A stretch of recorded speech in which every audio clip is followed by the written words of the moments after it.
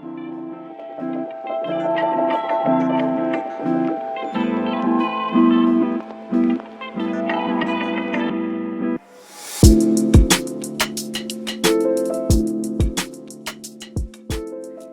everyone. This is your girl, Sade, reporting live from the Win in STEM podcast. I hope everyone is having a great week so far. For our first time and returning listeners, thank you for tuning in. Win in STEM is a platform to highlight successful people of color STEMness, to show others how to get a seat at the table and win in science, technology, engineering, and math.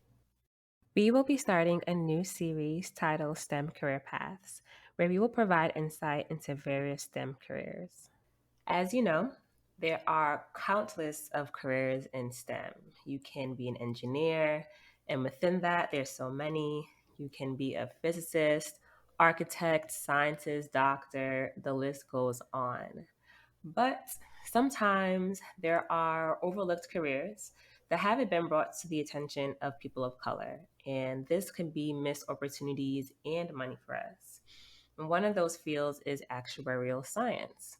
In today's episode, I'll be speaking with my special guest, Jamala Arland, who is the chairperson of the Society of Actuaries Diversity, Equity, and Inclusion Committee, and how she's working to flip the script on underrepresentation in the STEM field, particularly in the often overlooked profession of an actuary. So thank you, Jamala, for being a guest on the podcast. Thank you so much for having me, Sade. It's a pleasure to be here. I've actually listened to a few of your episodes in your series, and it's just a really good job that you're doing in terms of highlighting different professions, highlighting stories, and just giving people the opportunity to connect with people of color who are successful in their STEM careers. And really, I think in doing that, that's really the way that people coming up have the opportunity to learn about what's out there and kind of build role models in our community and really excel in STEM. So thank you for what you're doing. Thank you. I appreciate that so much. So before we dive in, one of the things we do on the podcast is to allow our guests to introduce themselves. So I want this to be a time for you to showcase your accomplishments, success, share with the listeners who you are, what you do. I give you full permission to brag about yourself. So the floor is yours. Oh, thank you so much. So, as you said, my name is Jamala Arland, and I'm an actuary. I work at an insurance company in Richmond, Virginia, and I've been working at this company for 16 years. I work at Genworth Financial in Richmond, and I've had several different opportunities to excel as an actuary in this field. By way of background, I am originally from Barbados. That's where I was born and raised. That's where my family is. And as I was coming up through secondary school, I really had an aptitude for mathematics and really enjoyed math. It was kind of a point where my mom she would come into my room when I was doing my homework and she'd be like, Jamala, you have to do other homework besides your math homework. You have other homework. Stop doing extra credit math homework and pay attention to your other subjects. Like I just really enjoyed mathematics and figuring out, what a career could be for me. That was really a challenge in terms of kind of exploring the options where I could really stay close to mathematics and really apply it. And that's, Mhm. I came across the actuarial science profession. I went to college in Canada and then moved to the US for my first actuarial role. So lived in a few different countries in the pursuit of this profession and, really excited about sharing it and sharing the opportunities that exist. And as you said, it's very underrepresented as it relates to minorities, people of color, especially Black and Latinx population. Mhm. So having the opportunity to share and talk more about the profession and bring awareness is really something that I've been passionate about. Awesome. Thank you for that. Math is also my favorite subject in school. I enjoy doing it so much versus other homeworks I would have. Yeah. Okay, let's dive in. So, what is an actuary? To be honest, I am not too familiar with the field. I did some little research before this interview, but growing up, I never really heard about the profession of being an actuary, especially since I was heavily involved in math in high school, in college, but it wasn't really a career that was recommended to me. It was usually the Mhm. engineering or science. So, what is a day like in actuary? Yeah, like you said, like in high school, often kids who have that strong math aptitude are directed to careers like engineering or maybe accounting and or being math teachers. And for me, none of those appealed to me and trying to figure out what am I going to do with this mathematics love that I have and how can I really apply it. There was a point where I thought that I might be an architect. I really enjoyed the technical drawing aspect of it and really the mathematical application that goes into architecture. Then when I started looking at schools, I realized a lot of schools you require an art portfolio, and I was not good at art at all. And how I came across the profession in some ways, I think was somewhat of luck and by chance, but also I think somewhat intentional, on the part of my mother, but also maybe, just lucky that we happened to know in Barbados the one credentialed actuary at the time when I was coming through secondary school. And my mother has always been very resourceful. For me, kind of leaving Barbados after graduating secondary school and going to Canada and now to the US, wherever I have moved, she has always been able to find a friend of a friend's cousins, That some auntie, that uncle. exactly, exactly that connection wherever I am, and usually somebody of Caribbean descent for me to connect with. And I think as I was kind of coming through high school and not really connecting with the idea of engineering or being an accountant or being a math teacher, all really excellent professions, but they weren't resonating with me as what I wanted to do. She made the connection with the actuary in Barbados. His name is Stephen Allen, and he has since passed away. He was a wonderful man, and she reached out to him and he agreed to meet with me and talk to me about what he did.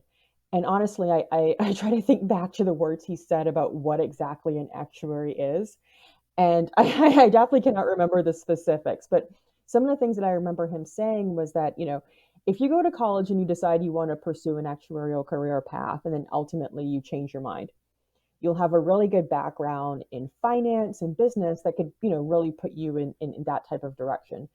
And I said, okay, well, that sounds good. And I kind of went for it from there. The other thing for me that, I refer to how I think about that interaction. I had access to somebody who was already successful in the Mhm. actuarial career path to talk to me about it. The other aspect that I think about that was really important for me was at the high school that I went to, we had a very strong connection with several universities in Canada and the US that, have really strong actuarial science programs, and they recruited at my high school. Oh, So I wow. saw older kids kind of be recruited by the universities and talk about becoming an actuary. So it almost became like a buzzword to some extent in the quote unquote math circles in my high school. And there were a lot of kids going up before me who were going to universities to become actuaries. These were kids that I looked up to, like in math clubs and math competitions. They were, well liked and well rounded students at school, top of their class, and things like that. So I felt like, that's company that I want to keep.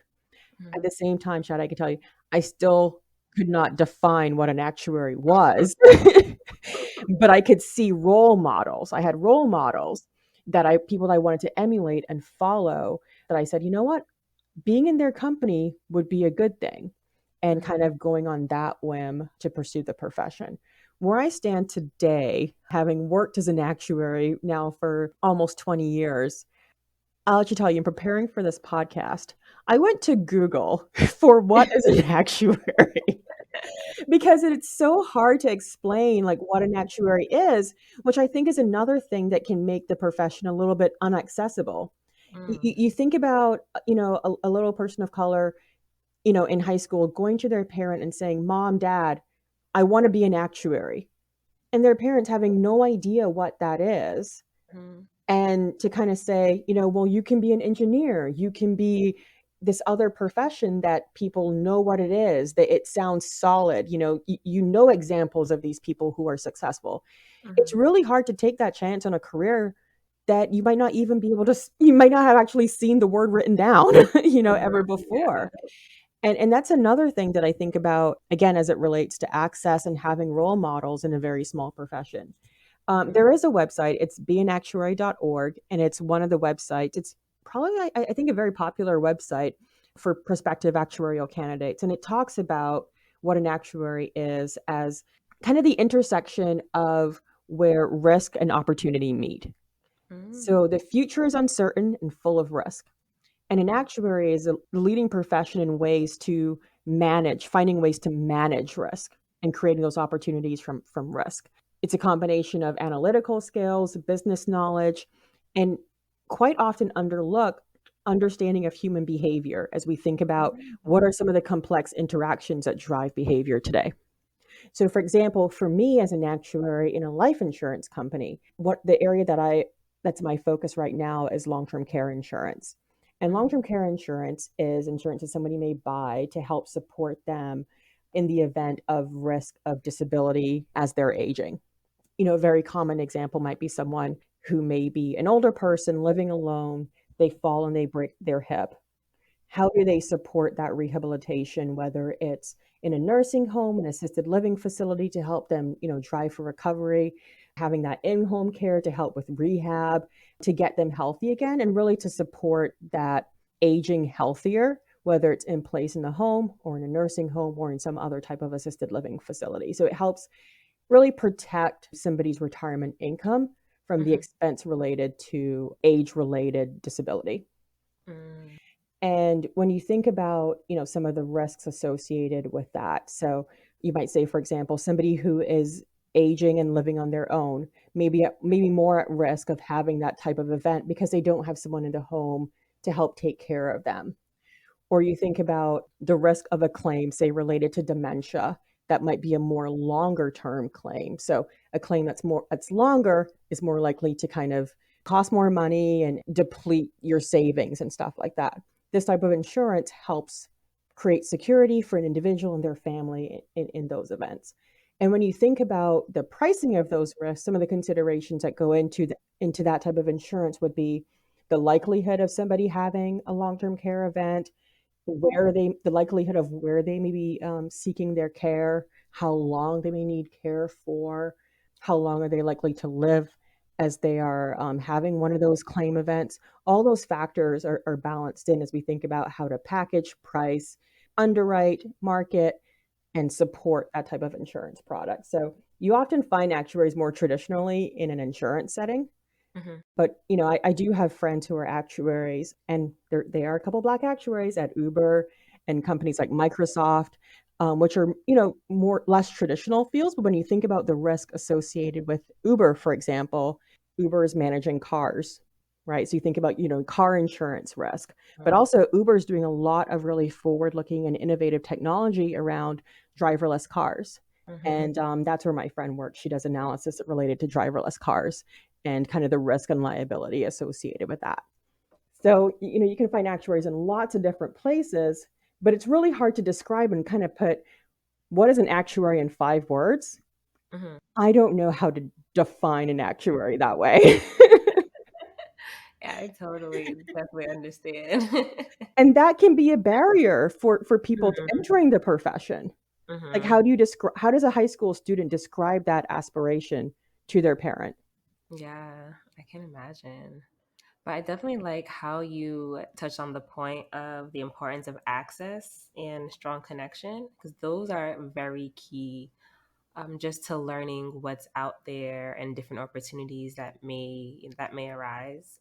For example, for me, when I was in high school going into college, I did not know any engineers. So Hmm. even me going into the field was just by like luck and doing research on my own and then finding out, okay, engineering is pretty broad. There's plenty of fields under engineering. But if the process of getting into the engineering field would been much easier if I had someone, a role model, to look up to and just ask questions and just see someone who looks like me in that field. So Exactly. it's great that you definitely had a role model and people to ask questions. And I think people really underestimate the value of being able to look around and see people who look like you Hmm. in successful technology, related professions. And that's one Hmm. of the things that I think about, like for me growing up in Barbados, where as I looked around, most people looked like me. So it was staggering for me when I moved to the US and Canada, just that for the first time in my life, being a racial minority. Mm, I grew up my entire life never thinking about what it means to be a minority. That was just not something that was on my radar. And, I looked around, whether it was my teachers, whether it was the people reading the news, whether it was the people who were running my country, mm-hmm. they all looked like me. So to think that I could not be the person reading the news or the person running the country or the person teaching, the classes that I was in, those are things that didn't really necessarily, I didn't think about. Like, why would I not be the person who's running the Mm-hmm. country? Yeah. You know? And then coming to the US and Canada and suddenly having those realizations and understanding what it can be like, and some of the implicit barriers, the implicit hesitation that exists from being the only in a room, having the experience of not being a minority and then moving here and being in a minority, you know, I really do understand the obstacles that people deal with when they don't see someone like them in a place that they're trying to enter. It can be extremely overwhelming.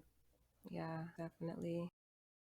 I know within like the pandemic, how has that affected the actuarial profession? Has it increased? Have you seen, more job opportunities open up for people of color? Has there been an increase in diversity? I don't know if necessarily the pandemic specifically has led to those specific changes, but I think some of the things that have been happening around COVID-19, and I want to come back to that in a second.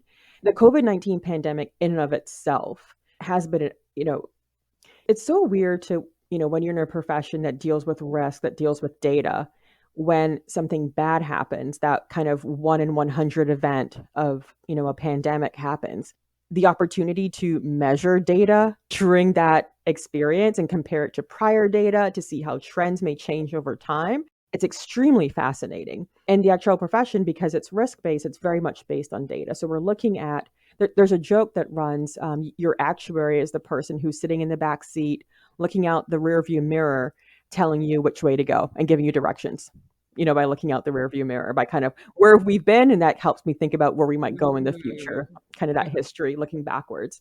Mm-hmm. And COVID-19 is almost like taking a sharp left turn and then still, you can't see the road that you've been on so Yeah. far. You're not exactly sure where you're going, and how do you kind of like help navigate that path forward with a whole lot of uncertainty in terms of, is my historical data really relevant to this future? How to account for that, how to think about that, whether it's in terms of programs that, that we recommend that the company may offer. So for example, like, I talked about my job being very focused in terms of senior care, such like as in nursing homes. And as you know, nursing homes were very heavily hit during the COVID-19 Yeah. pandemic. And how do we think about ways to continue to impact our industry in a positive way, whether it's in this particular situation, addressing the risk of social isolation that seniors were facing. And that's something that my company was very focused on. And then with the Society of Actuaries, doing a bunch of research studies very early on in the pandemic to understand how might we think about this going forward? How long might the pandemic last? How do we think about it relative to overall mortality and then ongoing morbidity in terms of people having those, long-term effects, say from like, long COVID, chest inflammation and things like that? And how does that play into how we think about population health going forward? And the Society of Actuaries really came out very early with webcasts during the pandemic, and other ways for actuaries to engage and talk about what we were seeing and just to Mm-hmm. think about trends going forward. And I think when something like this happens, it's major. You do have an element of diversity of thought that comes into play as we think about what's the future and how we drive the future. Mm-hmm. And with also some of the social unrest and things like that, like you say, related to George Floyd, there was also a lot of additional conversation, during this period of the pandemic that's been really interesting for our profession. One of Mm-hmm. the things in particular that put the career of an actuary in the news in a way that was not positive was the Central Park situation with Mm-hmm. the woman who called the police on the African American man who was bird Yeah. watching. In many of the articles, it was highlighted that she was an actuary. And that really brought the question and the conversation of diversity, of discrimination, of systemic racism in the workplace to light very much, front and center for actuaries. And to think about that woman leaving the park after that incident had happened, Yeah. going home, getting dressed, going to work as an actuary, making decisions that may affect the risk management of her company, making decisions that may impact the hiring or firing of people in her company. And we saw something very overt in her actions in Central Park. Yeah. How does that translate to something that's more covert in the workplace? Mm-hmm. And as an actuarial profession, we can't separate ourselves from her and that incident. Mm-hmm. How do we be accountable for that? And that's something that Society of Actuaries has done, I think, a really good job in leaning into that conversation, leveraging partners like the International Association of Black Actuaries, the Organization of Latino Actuaries, to really have conversations about what does diversity, equity, and inclusion mean in our profession. In the Mm-hmm. US, only about somewhere between 2 to 2.5% of actuaries are Black or African American, and less than 2% are Latinx. And Wow. that's way underrepresented relative to the US population. And the numbers are similar globally. Wow. That's crazy. It is crazy. So I know last year you created a comic strip called A Tale of Two Actuaries right after the incidents that you mentioned. How did you get this idea to do the comic strip and just to kind of bring enlightenment on the implicit bias that's happening in the profession? Yeah, I've been involved with the International Association of Black Actuaries since I became an actuary. When I first moved to the US, I was exposed to IABA actually through a job interview. They had paired me with a Jamaican actuary, and she was my buddy for that experience of that interview. And she and I are still extremely good friends. And we actually met up for the first time in a while a couple weeks ago, and we were actually laughing at the story because when we met up, we kind of laughed because we were like, they matched us up because we're both from the Caribbean and therefore we're exactly the same, right? So we had made like jokes about kind of the bias of, oh, this girl's from Barbados, let's pair her up with a Jamaican and she'll feel right at home. And they're both Caribbean islands, but culturally they are Different. different. Yes. um and that's something that we still kind of joke about, but it kind of goes to I guess some of the assumptions, some of the biases that people may have. And in some ways, like, that may have seemed like that's a great idea that will make her feel comfortable, but it's almost like, understanding some of the differences. All Black people aren't exactly the same, you Hmm. know and it's just kind of like just that basic understanding. But the International Association of Black Actuaries has been an organization that's been really important for me in my career, from the perspective of having access to a lot of actuaries who look like me at different stages in their career. So when I was coming up, having my first job, one of the things I need to talk about is the exam process for being an actuary. I had a lot of people supporting me, guiding me, being allies, being mentors. And, that's something that was really important. And the goal of the International Association of Black Actuaries is to increase the representation of actuaries, both in the US and around the world. And we've been partnering with the Society of Actuaries and the Casualty Actuarial Society on that mission. Both organizations have been very focused on those things as well, too, with us.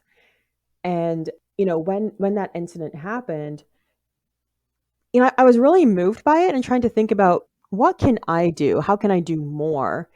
And I reached out to IABA's executive director, and she actually mentioned the idea that they were trying to work on some infographics.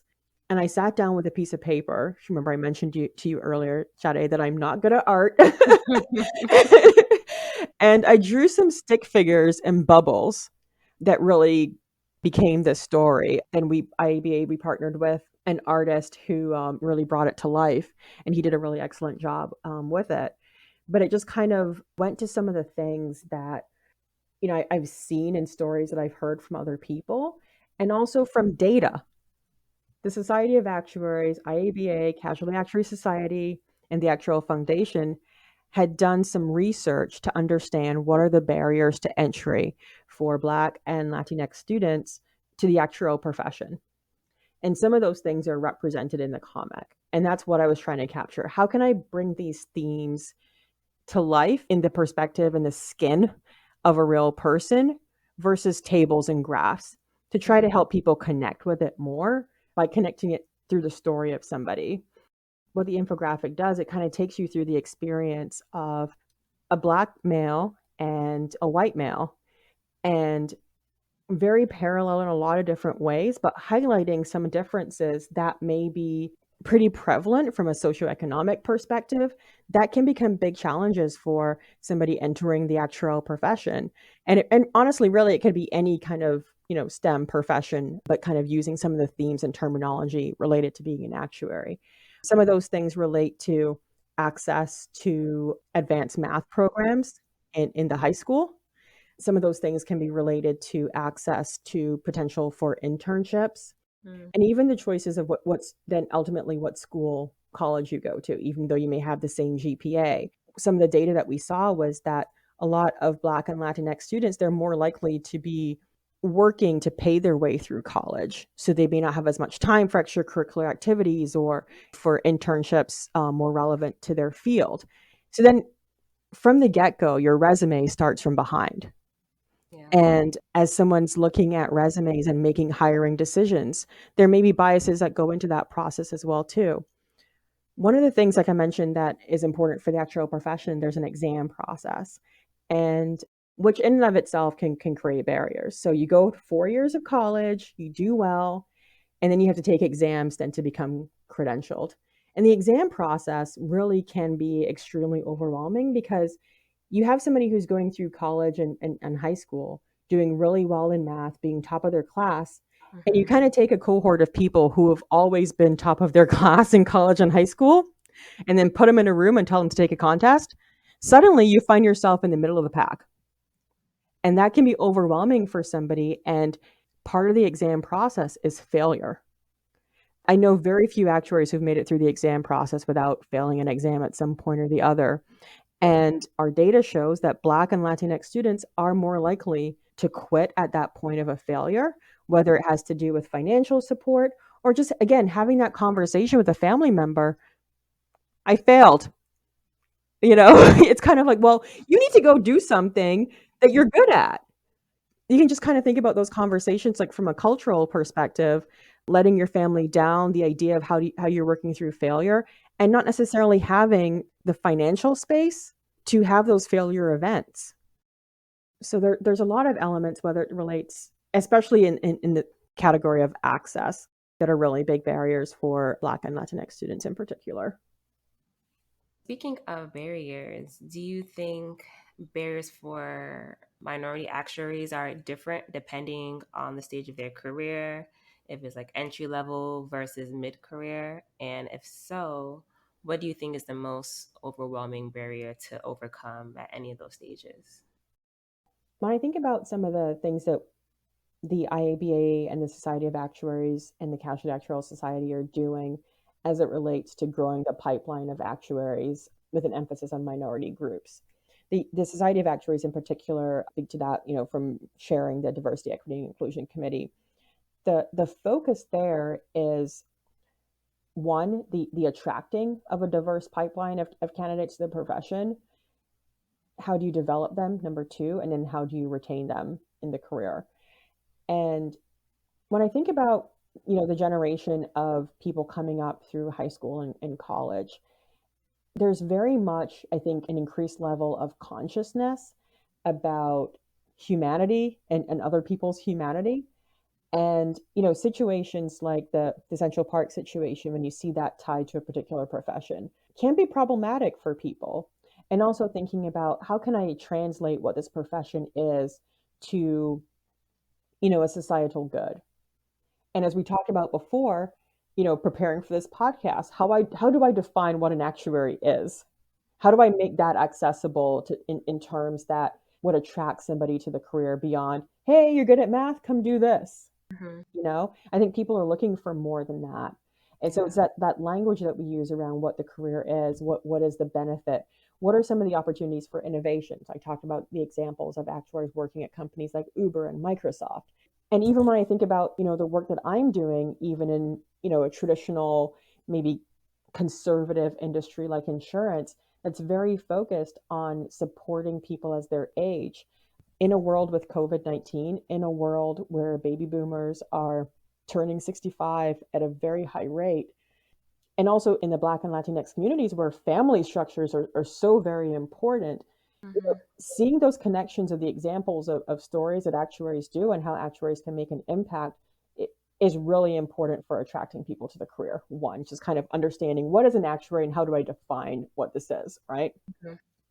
And then we talk about some of the barriers like related to education, related to understanding what it takes to go through the exam process, understanding that failure is a part of that process, and having those supports in place to hold you up in the inevitable event of those failures.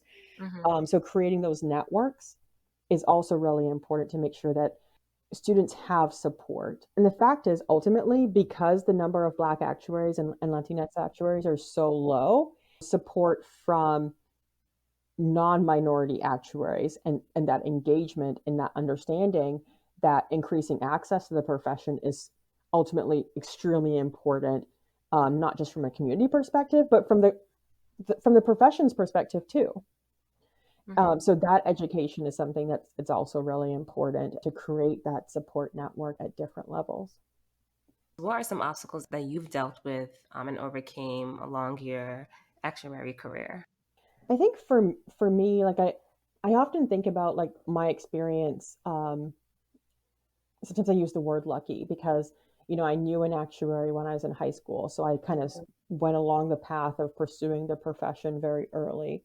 I had the opportunity to do internships back at home in Barbados and start taking the exams when I was in college and was able to pass a few of them, before I started to work.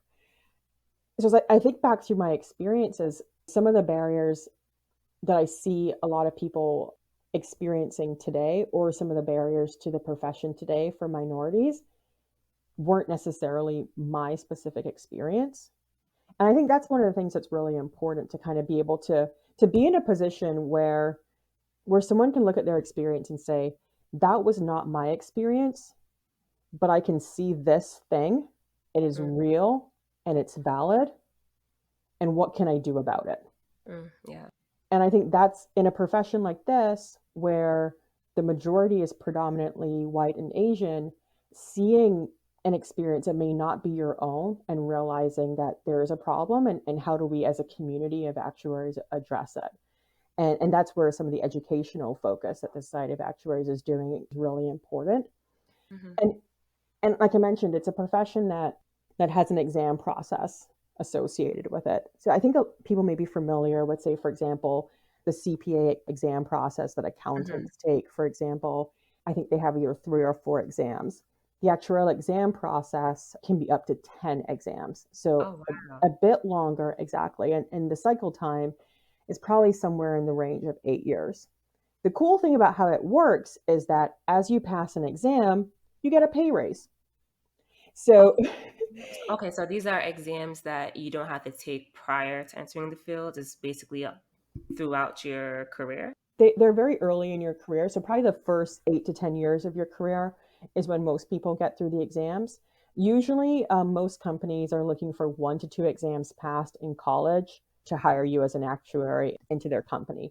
Then the Mhm. company is supporting you, paying for the exams, and in most situations, giving you study time to support you as you're going through the exam process. And as you're passing the exams, there's usually an alignment with salary increases and also increases in job responsibilities. Mhm. So the structure can create this sense of, okay, if I pass these exams, I'm going to get increased responsibilities, I'm going to get more money, to the point where by the time somebody's finished the exam process, easily they could be making $100,000. Mhm. So depending on how fast you go through the exams, by Mhm. your mid to late 20s, you could be making $100,000 or more just from going through these steps of passing the exams. On the other hand, there are other careers where you can make $100,000 without having to do a whole bunch of Yeah. exams. But there's an additional upward trajectory. I think there were some Forbes studies that ranked the actuarial profession as one of the highest paid slash lowest stressed professions. I've seen those surveys several times. But there's a lot of steps, to get there. And because you have these steps where you align passing an exam with a salary increase or increased job responsibilities, there can be this perception of this process being a meritocracy. All you got to do is study, pass the exams. It's equal for everybody. Equal, equal, equal. Same, same. Just pass the exams and go through the process. But the fact is that everybody's not coming to that exam room on a level playing field. Yeah. And there's a whole lot of people that aren't making it to that exam room because they don't know about the profession, because they don't have access, because there are a lot of steps to go through that can be overwhelming. That's another barrier that can be hard to communicate to a parent. There's a lot of school guidance counselors that aren't aware of it to help walk a student through this process. And not knowing somebody who has done it and been successful, that leaves a lot of people outside the exam room. So it can't be a meritocracy if everybody's not in the room, right? So just getting in the room, there are barriers to get there. Wow. I did not know that. And that's a big part of some of the work that the Diversity, Equity, and Inclusion Committee is doing with the SOA. So one of the things that there's a new exam reimbursement program. So the other thing is that, that first exam that you may have to take on your own, how is somebody in college paying for that? You think about the student who is working their way through college, maybe helping support a family member or something like that. And then they have to kind of come out of pocket a couple $100s to take that first exam to secure that first job, right? So the Society of Actuaries and the Casualty Actuarial Society, they have this diversity exam program that they announced earlier this year to expand access to diverse candidates to the actuarial profession and to for those first couple of exams. So it includes exam reimbursement, material stipend for the first couple of exams for someone who is Black, Latinx, or Native American in North America. So really kind of the opportunity to kind of, again, expand that access and remove one of those barriers, one of the financial barriers related to the profession, to bring more people in. Yeah, because I can imagine you're a college student, you're worrying about paying your way through school, worrying about passing classes, getting a job.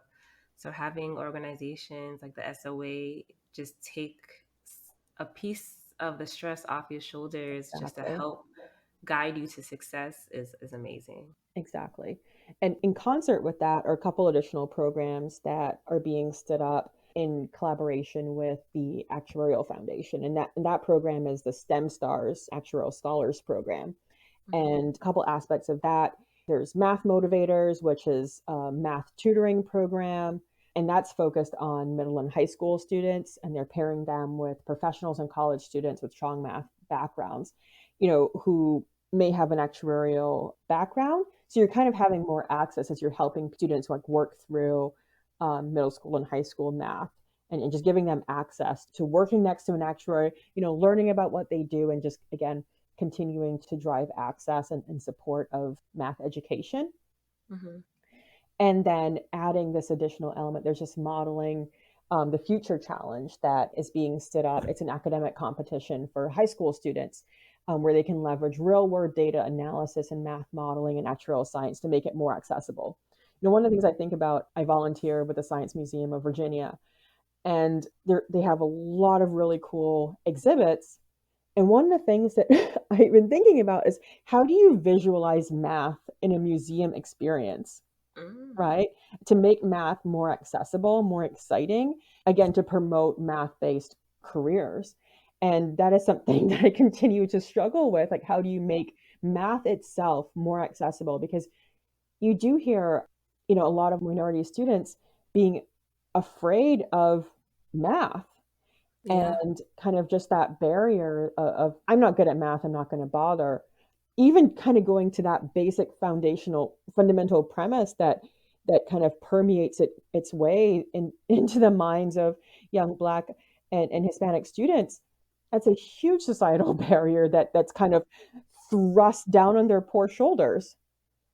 And how do we help remove that with, again, with different ways to access math, whether it's, again, having tutors available Mm, or different ways to make math fun.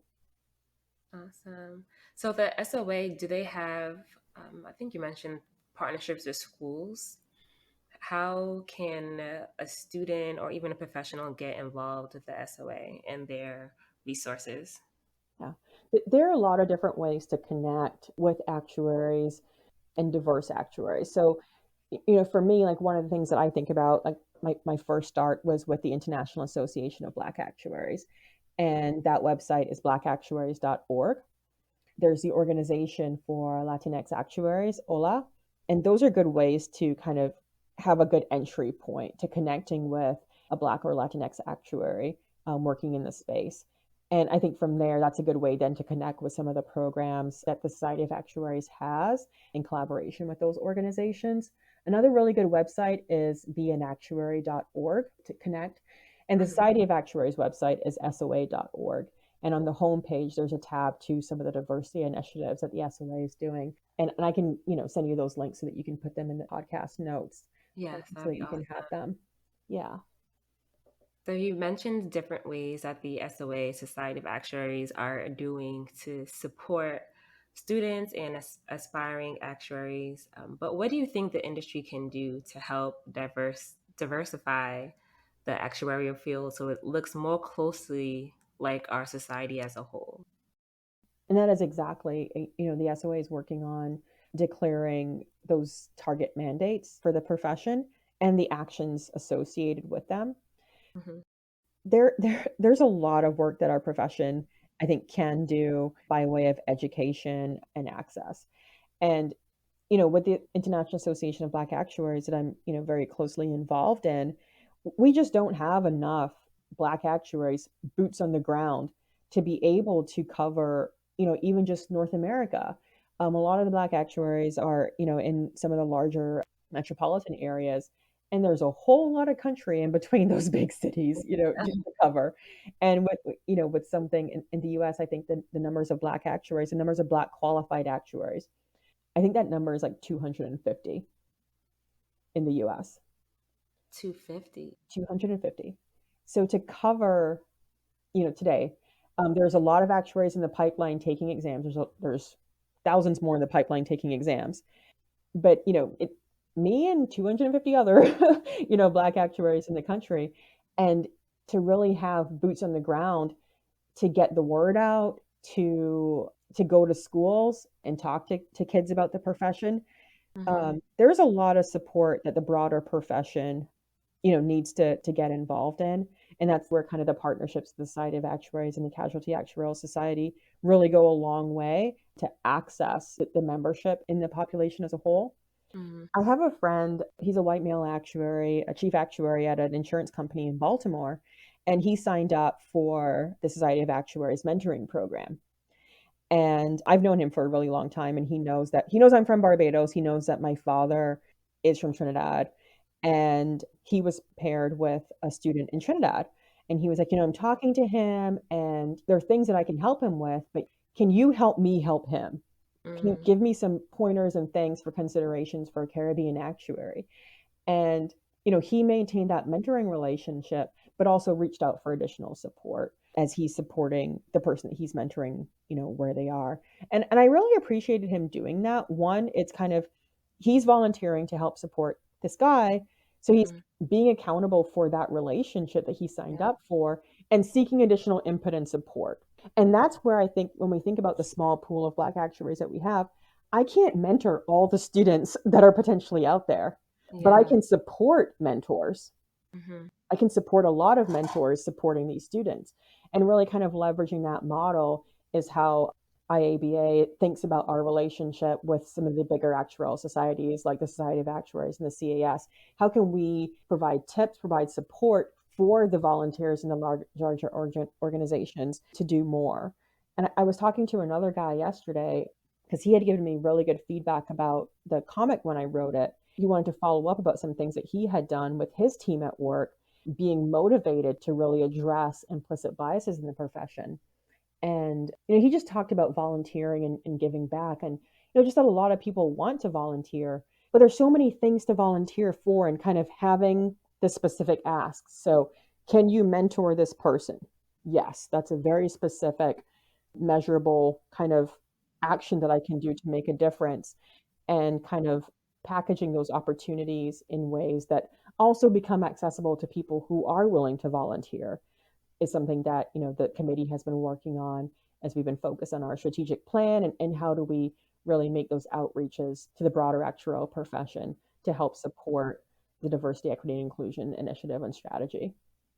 I love that initiative with the mentoring. It's especially how your friends sought support from you, because it's Yeah, it's one thing to mentor someone, but it's another thing to actually making it impactful. exactly. And that goes with meeting them where they are, right? And Mhm. understanding where they are. And to me, that demonstrated that he really wanted to do that. Whereas to someone else, it may seem like, well, they may hesitate to do that because it may seem like, well, then I'm passing off my responsibilities. No, you're asking for help. And there's Yeah. nothing wrong with that. That's what this person is doing. And you're seeking to be able to help them in a more impactful, a more holistic, a more understanding, a more empathetic, a more connecting way. Yes, definitely. Wow, this was a great discussion. Definitely learned so much more about the roles of an actuary and barriers that I didn't even think of, especially coming from an engineering profession. So I definitely appreciate bringing your perspective and your experience. So for our listeners out there, how can they connect with you, and or even just reach out to you about your comic strip? How can they contact you? Yeah, I am very happy to connect with people on LinkedIn.